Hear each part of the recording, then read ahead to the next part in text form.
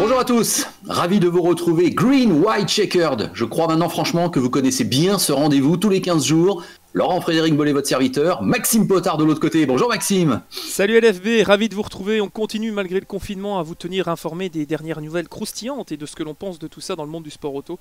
Et ravi de te retrouver, ça fait du bien.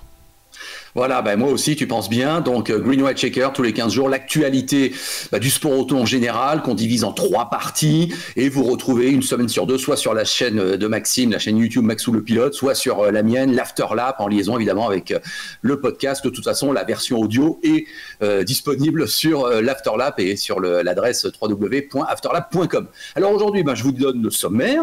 En fin d'émission, nous parlerons de l'actu des 24 heures de Spa et du DTM, mais oui, au milieu, on va parler de l'actualité des courses virtuelles du e-Series en général, et on va commencer, mesdames et messieurs, par la section donc Green Flag, et on va parler de Sa Majesté, la Formule 1. Allez, c'est parti donc, Green Flag, on va parler de la Formule 1, puisque la Formule 1 a fait parler d'elle cette semaine. Alors, il y a eu plein de nouvelles, à vrai dire, Maxime. Au niveau français, je commence par moi, on sait, donc c'est sûr, le Grand Prix de France n'aura pas lieu, c'était fin juin, on se demandait si ça allait pas être le premier, mais au Castellet, ça y est, on a communiqué, avec un tour de force qui consiste à ne jamais employer le mot annulation, mais on a compris que c'était ça. Donc, on ne commencera pas par le Grand Prix de France, et il n'y aura pas de Grand Prix de France en 2020. Donc, a priori, c'est l'Autriche qui va commencer début juillet, mais si on a bien compris à huis clos, et après donc la F1 a communiqué sur un calendrier global qui va jusqu'au mois de décembre. Alors je te laisse nous le présenter peut-être et nous dire tout de suite ce que tu en penses. Oui, donc la Formule 1 nous a surpris en disant déjà qu'elle allait lever l'interdiction de se rassembler, en tout cas peut-être essayer d'aller sur la limite des réglementations selon les gouvernements dans les pays où on peut courir. C'est le cas donc en Autriche qui serait théoriquement, on part toujours au conditionnel, la première épreuve du championnat, une épreuve qui se disputerait sur le Red Bull Ring. Alors Helmut Marko en est très content, lui est trop content, lui ça fait de la pub, il signe. Le problème c'est que tenir un calendrier jusqu'au mois de décembre, on l'a évoqué plusieurs fois dans les épisodes précédents, c'est pas toujours facile à mettre en place. Et la F1 a dit, on va faire simple, on va revisiter totalement le calendrier et on va remettre en place 4 sections européennes, on va dire asiatiques, américaines, et on va finir avec le Moyen-Orient. En tout cas, voilà, on va diviser en 4 sections véritablement claires et on va faire au plus simple, au plus court et au plus efficace, puisqu'il n'y a plus de Grand Prix à retenir, il n'y a plus d'ordre, il n'y a plus de tradition, vraiment là tout saute en termes d'organisation. Donc on va faire au plus simple, au plus complet et au plus efficace logistiquement, humainement et au niveau du Covid. Malheureusement, ce Covid justement, on le sait tous, on suit les infos, peut-être même un peu trop, mais on a une deuxième vague qui est censée arriver, puisqu'on parle de déconfinement, mais il y a toujours ce risque d'un retour en arrière, d'un rétropédalage. Ce qui pourrait vraiment tuer dans l'œuf, on va dire, cette envie de la FIA de relancer la mécanique. Alors c'est une bonne idée, je trouve, de quand même se projeter déjà pour l'attente des fans, pour les pilotes aussi, parce que bon, tout le monde passe pas 6 heures sur son simulateur pour s'occuper d'ici la reprise. Donc c'est important de donner une date dans l'esprit des gens, et la FIA, je pense, c'est très rare ce que je vais dire, attention enregistré, a pris une bonne décision pour moi. C'est-à-dire qu'elle a informé en prenant conscience de la situation et en donnant ce sentiment de la maîtriser, en disant voilà, on ne peut pas aller là, on ne peut pas aller là, on va faire ça. On va pas dire oui, faisons 4 Grands Prix à Silverstone à huis clos. Bon. Je sais pas ce que t'en penses, mais moi je trouve que l'idée des circuits inversés, on était parti très très loin la dernière fois, mais c'était aussi une volonté de notre part pour rendre compte peut-être de la situation et que les gens se disent peut-être non, c'est juste pas possible d'en faire autant. Il y a peut-être des solutions plus simples. Par exemple, débuter en Autriche, pour moi ça me paraît pas impossible, mais avec des moyens extrêmement limités. Je pense que les journalistes sont peut-être aussi en studio de manière nationale et pas sur place. Donc toi qui as ce vécu justement de circuit, de vie sur ces événements, est-ce que tu penses que humainement c'est viable de se dire on va rouler à huis clos en Autriche au mois de juillet ? Oui, parce que je crois que la situation est tellement exceptionnelle et on est tellement désireux que ça reparte et il y a tellement d'attentes, mais en même temps de volonté de faire que oui, l'Autriche peut symboliser le départ et que ce Grand Prix peut effectivement avoir lieu sur le Red Bull Ring, ce démarrage de saison.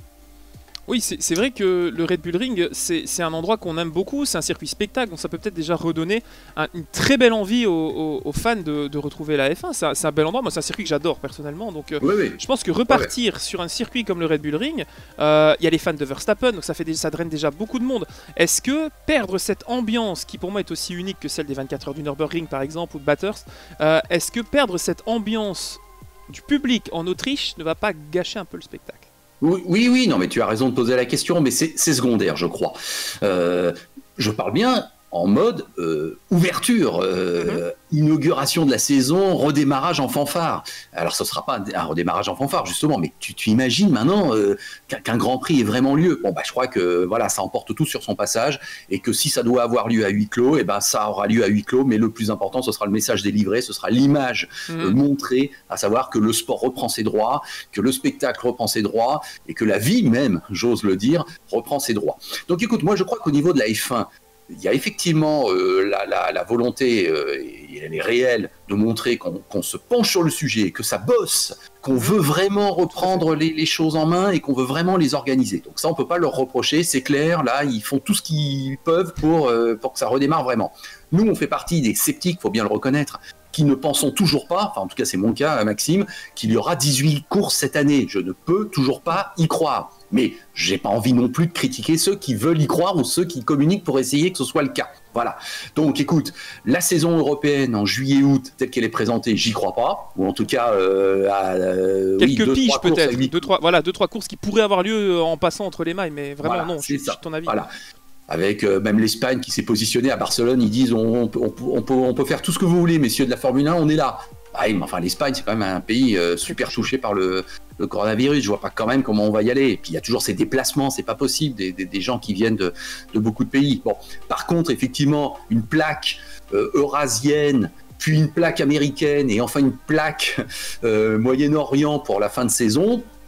Là, oui, j'ai envie de dire, on peut peut-être voir venir, et là, c'est peut-être jouable. Et là, pourquoi pas? Mais je vois pas comment il y aura au bout du compte 18 Grands Prix, non, ça c'est sûr. Non, c'est difficile d'y croire. Et puis, il y a un autre aspect qu'on a évoqué, peut-être sans le vouloir, c'est le côté médical. En cas de problème, sur une piste, il y a un site chirurgical, il y a des hôpitaux, il y a aussi un hélicoptère, etc. Ça, c'est la procédure qu'on connaît, malheureusement. Mais cette procédure, si elle doit être respectée, accueillir un pilote, accueillir du personnel, accueillir des responsables en cas de grave accident sur une piste, dans un centre médical qui est un nid à Covid, qu'on le veuille ou non, il y a des centres de traitement partout en Europe. Moi, je suis pas sûr que si je me casse la jambe à Barcelone pendant le Grand Prix, j'ai envie d'aller finir en 3-4 jours dans un hôpital. En tant que sportif, tu sais, comme on sait que c'est des gens très hypocondriaques, etc., qui font vraiment beaucoup d'efforts et qui prennent soin de leur corps et de leur outil de travail, finalement. Non, je pense pas que certains vont accepter, et même au niveau des assurances, je sais pas si certains teams vont dire oui. Alors, est-ce que la F1 dit oui, tout le monde doit suivre, amen, et on se lance dans la gueule du loup, presque? Je sais pas qui a vraiment le dernier mot dans ce cas-là. Je pense que des équipes comme Ferrari ont plus leur mot à dire avec leur veto, etc. Mais moi, je suis une petite équipe qui a, comme Haas, qui a peut-être 400-500, et encore, j'exagère, peut-être 300-400 employés pour la saison. S'il y en a 50 qui tombent malades, c'est pas chez Mercedes où ils en ont 1000 de réserve, tu vois, et encore. Donc, c'est délicat aussi. Non, mais c'est des questions quasi insolubles.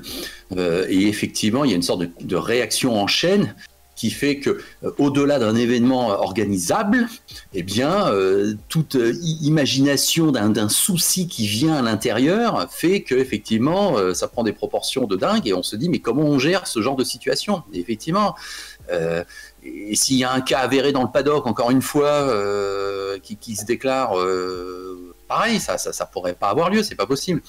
Mais en même temps, maintenant, écoute, je sais pas comment vous, en Belgique, vous le considérez. Nous, en France, on voit bien maintenant que le confinement, les gens l'ont accepté, ont globalement joué le jeu, même si on a tous, j'imagine, dans tous les pays, assisté à des attitudes qui n'étaient pas civiques et qui montraient vraiment que les gens ne respectaient pas le confinement, mais on va dire que globalement, il a été respecté. Bon. Mais maintenant, le déconfinement, tout le monde l'attend, parce qu'on en a marre du confinement et que c'est invivable quelque part. Et je te parle même pas, effectivement, de l'économie ou de la santé des entreprises, ou du fait de gagner un salaire. Enfin bon, effectivement, il faut quand même que ça reprenne un minimum tout ça. Bon, donc le sport en fait partie. Bon, mais le sport, c'est tellement délicat à organiser qu'effectivement, ça engendre des tas de questions. Moi, je veux bien croire, a priori, pour conclure, Maxime, que oui, un Grand Prix d'Autriche, dans un pays qui a l'air d'être assez épargné, peut organiser une course à huis clos d'un Grand Prix. Je veux bien croire qu'à Silverstone, on arrive à organiser aussi une course à huis clos, sachant que toutes les équipes sont globalement en Angleterre. Je veux bien croire qu'à Barcelone, on arrive à effectivement faire un Grand Prix à huis clos au mois d'août. Enfin bon, je vois pas plus et je vois pas mieux et déjà j'ai un doute. Ouais. Et puis après, oui, ok, on va où? En Chine, au Vietnam. Finalement, on se rend compte que le Vietnam, c'était peut-être pas si mal. Bon. Oui, ça c'est la surprise. On pensait qu'on allait devoir condamner tous les grands prix asiatiques de l'année et finalement c'est le Vietnam qui est un des pays qui a le mieux géré avec la Corée du Sud. Donc. Oui, c'est ça. Et puis ok, on essaye d'aller à Bahreïn et à Abu Dhabi parce que là aussi, ça a l'air d'être assez épargné. Enfin, honnêtement, Maxime, c'est tout. Est-ce qu'ils vont pas juste prendre un grand bol comme le tirage de la Champions League là? Oui, là on peut aller. Non, bon, tant pis. On en reprend un. C'est un peu ça en fait. Ils savent pas vraiment où ils vont, mais. Non. Moi, je trouve que l'idée, comme tu dis, voilà, 3-4 Grands Prix, je suis sur la même longueur d'onde que toi, hormis pour l'Espagne, j'ai d'énormes réserves sur la possibilité d'y aller. Surtout que ce serait le premier Grand Prix où les pilotes seraient à l'aise, puisqu'ils c'est le seul tracé où ils ont roulé avec les voitures pour l'instant. Donc l'expérience, les datas, les acquisitions qu'ils ont, c'est sur ce circuit.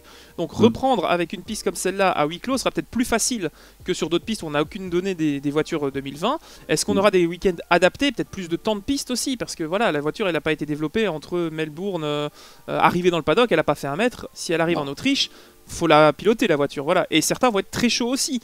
Donc des pilotes qui n'ont pas roulé, qui sont en manque, parlons clairement. Donc tout ça cumulé augmente la dose de risque qui est d'habitude existante, mais résiduelle, on va dire, pendant un Grand Prix. Donc est-ce qu'il y en a qui disent, oh, s'il y a 4 Grands Prix que je veux doubler, je vais y aller là. Je pense à un certain Verstappen, à Leclerc, etc. Les conséquences. Est-ce que ça vaut la peine, tout ça? Voilà. Bon, écoute, voilà, on va conclure cette première partie en voyant bien qu'effectivement, il faut encore attendre et voir, et qu'on peut rien prédire, et qu'on a encore beaucoup d'incertitudes. Mais bon, nous vous avons donc parlé de l'actu, puisqu'il y a bien eu communication officielle de la part de la Formule 1, donc on était obligé de réagir. Mais c'est bien, hélas, pour exprimer un grand scepticisme. Hein. Voilà. C'est sûr.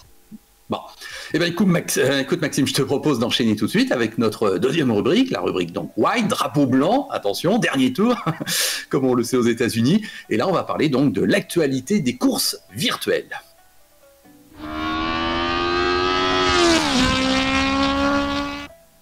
Allez, deuxième partie donc dans Green White Checkered à retrouver tous les 15 jours sur les chaînes YouTube respectives de vos deux amis, Max ou le pilote d'un côté, Afterlap de l'autre. Alors Maxime, cette deuxième partie, je sais que tu l'attends impatiemment parce que c'est ton domaine et que j'ai des questions aussi à te poser. Tu sais que je suis attentivement maintenant le championnat e-Series Supercars en Australie, l'IndyCar aussi, je rate plus une course. J'ai regardé la NASCAR à Talladega, je t'en dirai juste un petit mot dans quelques instants, mais je crois savoir qu'au niveau de la Formula I aussi, on s'est lancé, ou alors on a lancé quelque chose d'un petit peu plus, qui va même au-delà des courses virtuelles, c'est ça? Parce qu'il y a des fonds qui sont dégagés pour la bonne cause, si j'ose dire, c'est ça l'idée? Exactement. Depuis le début de ce confinement, depuis le début du confinement, on a eu droit à pas mal d'événements pour les fans, pour les supporters, la F1, le MotoGP, etc. Et en fait, la Formule E est arrivée avec exactement le même concept, faire rouler sur un week-end de course sur les vrais circuits avec les voitures dans le jeu Air Factor 2, une course de sim racer et une course avec les vrais pilotes. Donc il y a toute la grille hormis Sam Bird. Donc on a 23 pilotes officiels qui sont là. Et en fait, le but, c'est que pendant les streams, pendant les diffusions sur YouTube, sur Facebook et sur le Twitch de la discipline, vous pouvez faire des dons à l'UNICEF, puisqu'en fait, la Formule I s'est associée à l'UNICEF il y a un peu plus d'1 semaine.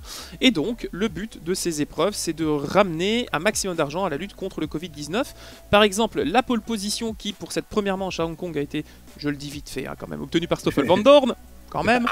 Bon, il n'a pas gagné derrière, mais au moins il avait fait la pole. En fait, les 1000 € qui sont reversés aux pilotes par Julius Baer, du coup, le sponsor de la pole position, partent également aussi pour le Covid-19. Donc c'est la première fois qu'une discipline fait ça en sim racing, en tout cas dans la configuration du Covid. Et on a appris hier par un petit communiqué de la part de la Dorna que le MotoGP ce week-end fera la même chose. C'est-à-dire qu'ils ont le nouveau jeu qui est sorti, le nouveau jeu MotoGP 2020. Ils intègrent la Moto 2 et la Moto 3, donc 3 courses comme un véritable week-end. Ça va être énorme également. Mais surtout, il y aura la possibilité de soutenir Joyride ou Motoride, qui est en fait une association qui permet à certains d'avoir voilà, un petit €, pour se déplacer dans les milieux favorisés, aller travailler, etc. Donc franchement, c'est génial de voir qu'on a passé encore une étape avec ça, au-delà d'enthousiasmer les fans et les femmes que nous sommes parfois sur les différentes disciplines qu'on a pu suivre jusque-là. Donc c'est vraiment bien, on passe encore à une étape supérieure. Donc, oui, non, alors moi, tu vois... J'avais bien perçu que c'était ça, effectivement, mais je voulais vraiment te demander. Vous voyez, c'est très spontané dans Green White Checker. Ben là, rien à dire, super, bravo, merci, Oui. formidable. C'est évident que ça rajoute une dimension humaine, sociale, sanitaire, qui est parfaite. Et peut-être qu'effectivement, c'est la dimension qui manque Oui. dans ce côté fun à laquelle on assiste là depuis quelques semaines. Mais bon, peut-être que ça peut être un petit peu plus sérieux maintenant. Et là, ça me semble très bien. Bon, bah écoute, et au niveau visuel, interface, tout ça, la Formule I, c'est bien, ça fonctionne bien. Bon, parlons peu, parlons bien, comme dirait l'autre, mais non. Sincèrement, visuellement, on a beaucoup de difficultés. Leur technologie utilisée est différente que beaucoup de diffuseurs, donc il n'y a pas de satellite. Ils ont un boîtier de technologie Tata qui est envoyé dans les différentes régies pour récupérer les images. Et autant vous dire que c'est compliqué. Hein. Moi, je commande ces courses pour la RTBF, donc à retrouver tous les dimanches sur le site digital de la chaîne. Et sincèrement, quand on a les diffusions sur Facebook et sur YouTube en direct, on a des paires d'images, les overlays sont très simplistes. Dario Franchitti, il pense pas ouvrir son micro une fois sur deux, tu vois, donc c'est pas forcément son domaine. Enfin, ce à quoi il s'attache d'habitude quand il diffuse ou quand il commande. Donc il y a encore pas mal de balbutiements. On a l'impression de voir ce que moi je faisais il y a 5 ans quand je débutais, tu vois. Donc c'est pas méchant encore une fois, mais on sent qu'ils mettent les pieds dans quelque chose qu'ils ne maîtrisent pas, mais ils le font avec tellement de bonne volonté et d'envie de bien faire qu'on les excuse. Même si voilà, il y a une première manche qui a été faite à Monaco en prémisse, c'était pas très réglé, mais on a changé beaucoup de choses, notamment les dégâts, etc. Et maintenant ça a l'air d'être très bien parti. Donc voilà. Bon, bah écoute, ok. À propos, juste petite parenthèse, c'est que Sam Bird, ça a toujours été un drôle d'oiseau, ce pilote. Bon, ok. Voilà. Oui, facile, mais bon, allez, écoute, on est entre nous. Hein. Enfin, avec je balais ça d'un lignes. coup d'aile, disons. Voilà. Alors, petite parenthèse au passage aussi, la NASCAR. J'ai regardé la course de Talladega. J'ai cru comprendre qu'il y en avait eu 2, peut-être même. J'en ai vu qu'une. Alors, j'ai été un peu déçu, je te le dis franchement, parce que alors là, pour le coup, voir ce gros wagon, parce que moi c'est toujours l'expression que j'emploie quand on est à Daytona ou à Talladega et que je vois ce gros wagon NASCAR sur 3 lignes, j'ai toujours trouvé ça génial, il n'y a pas de doute. Mais là en virtuel, j'ai trouvé que tu perdais de l'intensité, parce que là c'est vraiment un peu contemplatif, quoi. Tu vois les voitures les unes à côté des autres qui te font les tours, hein, mais ça bouge pas. En vrai tu frémis parce que tu sais que c'est pour de vrai pour le coup. Là c'est virtuel, j'ai pas ressenti le parfum du fun. Est-ce que ça te semble une réaction normale ou sans plus? En fait, la plus grosse différence entre le sim racing, et on en a déjà parlé, c'est la peur, le risque. Là, tu te dis, à Talladega, quand tu vois les caméras embarquées, où ça vibre dans tous les sens, ça fait un bruit d'enfer, le vent, tu te dis, là, c'est vraiment des athlètes qui font un sport dangereux. C'est vrai que quand tu regardes Talladega sur iRacing, c'est pas toujours ce qui m'a impressionné. Moi, j'ai toujours été plus attiré par le routier, comme l'IndyCar le fait, par exemple. Voilà. Mais là, c'est vrai que, je t'avoue, je n'ai pas regardé l'entièreté de la course. J'y ai jeté un coup d'œil, et comme toi, j'ai pas eu ce courage d'aller au bout, c'est-à-dire que j'ai fait, bon, ok. C'est à la dégâts, déjà qu'en vrai, c'est comme tu dis, c'est le train, hein, ils roulent et voilà, ils sont sur leur rail. Oh tiens, un changement de ligne, on a 4 triplés. Bon, s'il n'y a pas de big one, c'est pas intéressant. Là, je t'avoue que j'ai lâché parce qu'effectivement, ça m'intéressait plus, quoi. Donc, bienvenue au club. Donc, nous devons le concéder et l'avouer pour ce 4e numéro de Green White Checker. Bon, alors, si on passe en revue l'IndyCar, alors la question aussi là que je voulais te poser, donc c'était au circuit des Amériques à Austin, Lando Norris est venu, Lando Norris a vu, Lando Norris a vaincu, hein, il a mis tout le monde d'accord, et j'ose même dire que ça a été il a atomisé tout le monde. Bon, clairement. Alors, est-ce que, ça t'a étonné? Est-ce que 2, c'est normal qu'un pilote déboule comme ça et mette tout le monde d'accord à ce point-là? Est-ce que c'est souhaitable? Est-ce que, enfin, tu vois, là, je me suis interrogé. Je me suis dit, est-ce que, alors là, pour le coup, on n'est pas, c'est pas trop, c'est pas too much qu'un pilote peut-être spécialiste de e-racing arrive et du coup, il n'y a plus de suspense, quoi. Qu'aurais-tu pensé si Max Verstappen avait gagné les 3 courses qu'il avait fait en supercar il y a quelques semaines? Ça m'aurait aussi un petit peu embêté, on est d'accord. Voilà. Donc c'est pas été le cas, mais ça n'a pas été loin, oui. Tu trouves qu'il y a, en fait, ça dénigre un peu le talent des pilotes officiels de la discipline qui luttent pour rien finalement, parce qu'il y a un jeune homme qui vient de l'autre bout du monde et qui va leur expliquer comment ça marche. C'est un peu ça que tu trouves dommageable. En fait, l'explication, elle est assez facile à donner, c'est que Lando Norris est un sim racer. C'est-à-dire que Lando Norris, on lui met une voiture, on lui met une simu, il est bon. C'est dans ses générations, ses gènes, ses facilités. Voilà. Forcément, je savais qu'il allait être bon. Et c'est pas, voilà, c'est pas je ne suis pas Madame Irma, mais on savait qu'il allait être bon parce que Lando Norris, il roule sur iRacing depuis de nombreuses années, il est très bon, il a grandi avec la simulation. L'IndyCar a été modifié, la dernière version qui a été importée dans le jeu n'a pas fondamentalement changé la physique du modèle 2018 qu'on a depuis quelques temps, donc il connaît la voiture, il a déjà roulé avec, donc il est arrivé comme s'il venait faire une séance d'essai avec une voiture différente. Mais voilà, c'est comme tous les pilotes, je pense que tu es d'accord, il leur faut pas 4 jours pour s'adapter à une voiture. Et en fait, Lando, sa chance, c'est qu'il est extrêmement facile en adaptation sur Simu et qu'il peut te faire une soirée où il passe une course en F1 sur le jeu officiel et après il va faire 5 heures de live sur iRacing, ou il part sur les 24 heures du Nürburgring, qui est aussi une énorme course qui a eu lieu ce week-end sur iRacing avec beaucoup de dégâts, mais bon. C'est très connu dans la communauté Simu, mais on n'en parlera pas ici parce que c'est beaucoup moins parlant peut-être pour le grand public et les fans de sport automobile. Mais voilà, c'était aussi une grosse épreuve. Mais Lando Norris aurait pu dire: ah, je vais aller faire 2 stints en Z4 GT3, puis je vais faire ma course d'IndyCar, et il était capable de gagner les 3, quoi. Et c'est ça qui est aussi frustrant et énervant. Et je peux comprendre que pour toi, ça gâche un petit peu le spectacle et tu te mets à douter des capacités des spécialistes de la discipline. Mais c'est là qu'il ne faut pas oublier justement que ce ne sont pas des pilotes en piste, mais ce sont des sim racers. Et c'est ça la grande différence. Eh ben écoute, tu m'offres la transition parce que je voulais t'apprendre, et donc à tous nos auditeurs et spectateurs également, que du côté du supercar australien, donc on a bien compris les 3 meilleurs, c'est Van Gisbergen, McLaughlin et Anton Di Pasquale. Oui. Di Pasquale l'a vraiment éclaté au grand jour, etc. Et j'ai la chance d'être ami avec Roland Dennis, c'est le patron du Red Bull Racing Australia, patron de Triple Eight en Australie. Si tu peux lui demander de m'envoyer une petite chemise parce que j'aime beaucoup les tenues de l'équipe, hein. Soit dit en passant, tu lui feras un petit mail. Donc depuis bien des années, je suis en liaison amicale avec Roland, j'ose l'avouer, donc je lui pose régulièrement des questions, il me répond tout de suite d'ailleurs, et là donc j'ai voulu vraiment avoir son avis sur ce championnat virtuel. Ça t'intéresse peut-être de savoir ce qu'il m'a répondu, hein, parce que là, bon, donc je lui ai déjà demandé s'il regardait, parce qu'après tout, je me suis demandé, il m'a dit oui, non, je regarde parce qu'effectivement, il y a que ça à faire en ce moment, on discute tous les jours de la reprise vraie du championnat Supercars, mais là évidemment c'est une opération qui a été menée par la télé australienne, avec les sponsors qui sont derrière, les équipes qui s'investissent, donc il dit évidemment que je regarde. Je lui dis, on voit Whincup par exemple qui souffre. Est-ce que pour toi c'est un problème? Est-ce que tu crois que ça peut renvoyer une mauvaise image de ton pilote? Est-ce que à la rigueur ça pourrait t'embêter? Est-ce que ça pourrait l'embêter lui? Alors il me dit, pas à ce point-là, parce que je crois quand même qu'on comprend que c'est du virtuel, mais maintenant, il y a un deuxième niveau, c'est que Jamie est suffisamment orgueilleux pour vouloir progresser. Donc, ils se sont posé la question, il me le dit, est-ce qu'on arrête, Jamie? Est-ce que tu es remplacé? Parce que quelque part, effectivement, c'est peut-être pas utile que tu navigues et que tu erres en fond de la grille. Mais Jimmy Whincup a voulu s'accrocher et il dit non, je veux progresser.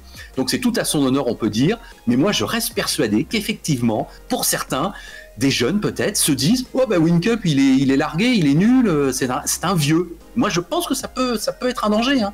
Est-ce que tu crois toi que ça pourrait quand même, on pourrait réagir comme ça, la jeune génération?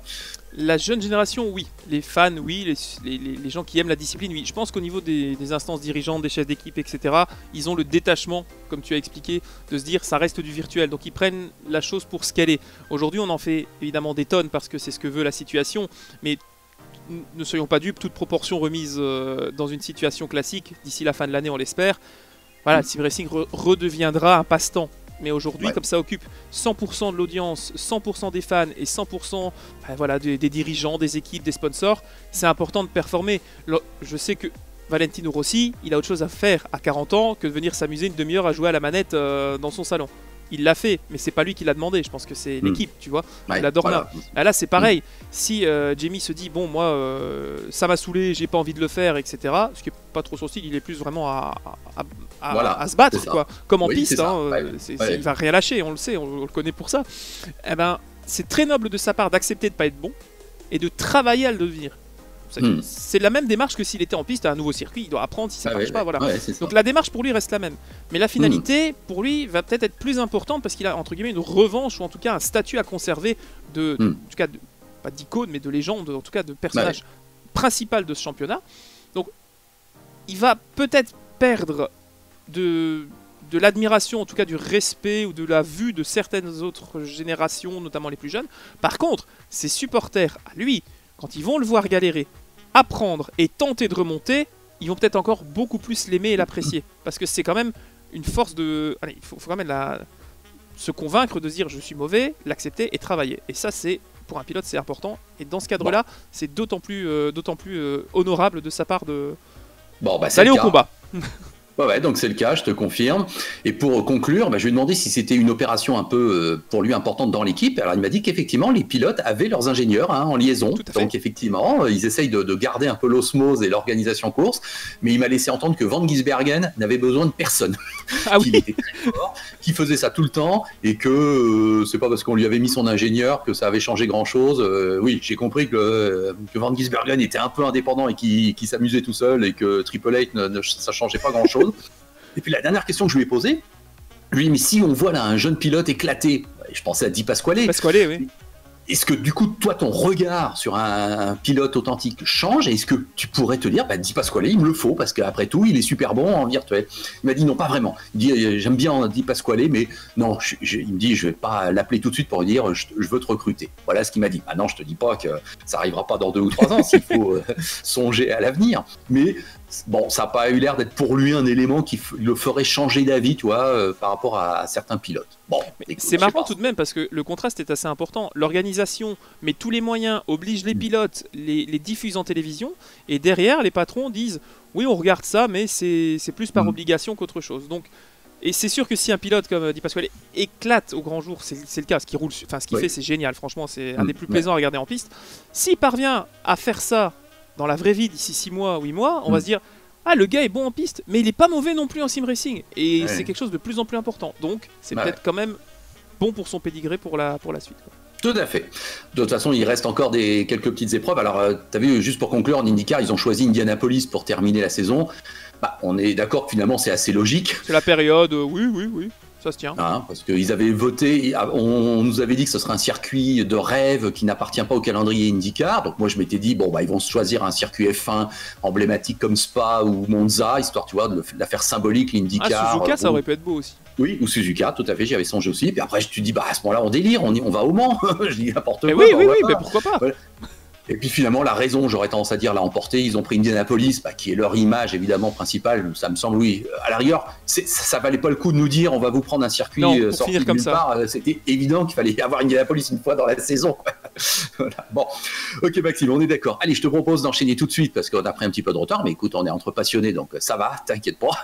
Allez, le drapeau à damier va s'abattre, donc la rubrique Checkered, c'est pour tout de suite.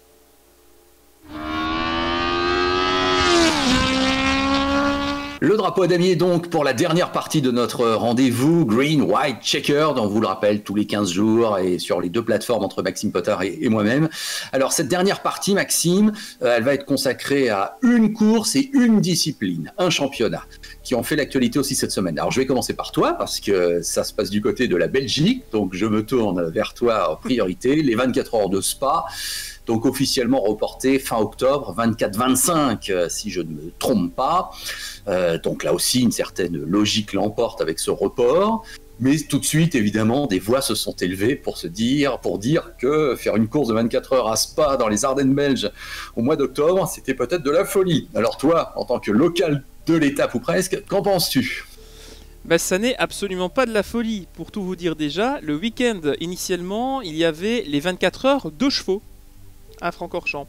Sachez que c'est l'épreuve qui conclut le calendrier global, toujours des track days, etc. Mais la grosse épreuve qui conclut une saison sur le circuit de Francorchamps, ce sont ces 24 heures de chevaux réservées aux petites C1 et aux 2 chevaux modifiés. C'est plus des protos, mais bon. Et là, en fait, ce sera juste d'autres voitures en piste. Et les conditions, parfois, sont assez folkloriques. On a des photos qui tournent d'éditions où il y avait de la neige, du verglas, des feuilles. Donc c'est totalement différent. Qu'est-ce qu'on peut attendre de la part de l'organisation pour ce week-end ? Bon, déjà, on va avoir le TCR en soutien, qui lui aussi modifie son calendrier, par exemple, le Trofeo qui continue. Ouais. Donc, il n'y a pas de changement sur la structure. On a juste pris le calendrier et on l'a remis à ce week-end-là.